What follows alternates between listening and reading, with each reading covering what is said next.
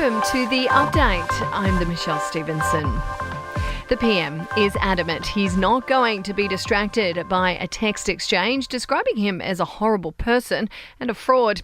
The Bombshell claims reportedly between former New South Wales Premier Gladys Berejiklian and an anonymous cabinet minister. Scott Morrison, though, says he's focused on the COVID recovery. You know, there's a big decision coming up for Australians and there's a lot at stake. I mean, we live in a very uncertain world. We're continuing to deal with the pandemic. We're not out of it yet and there's still challenges. While Federal Health Minister Greg Hunt says the person behind the leak should be named. If the journalist is confident in his sources, he should release them and release all of it.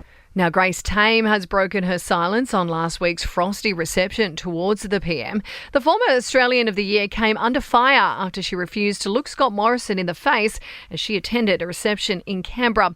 She says it would have been hypocritical to be friendly after repeatedly criticising him over his response to women's safety issues. An elite soldier has told a Sydney court he witnessed war veteran Ben Roberts-Smith shoot dead an Afghan man during a 2009 mission and order a colleague to execute a second. The shocking admission comes during the Victorian Cross recipients' defamation trial against 3 newspapers as well as some journalists.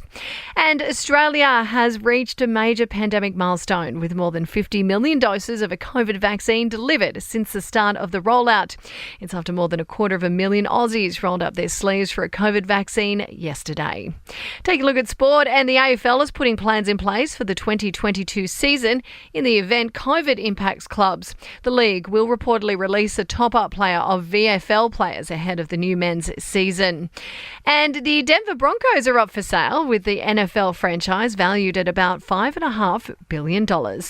Taking a look at your entertainment news, and Khloe Kardashian is looking her best months after the latest cheating scandal involving her ex. The reality star showing off a pretty sculpted body, confirming to her Instagram fans that she'd been working out hard.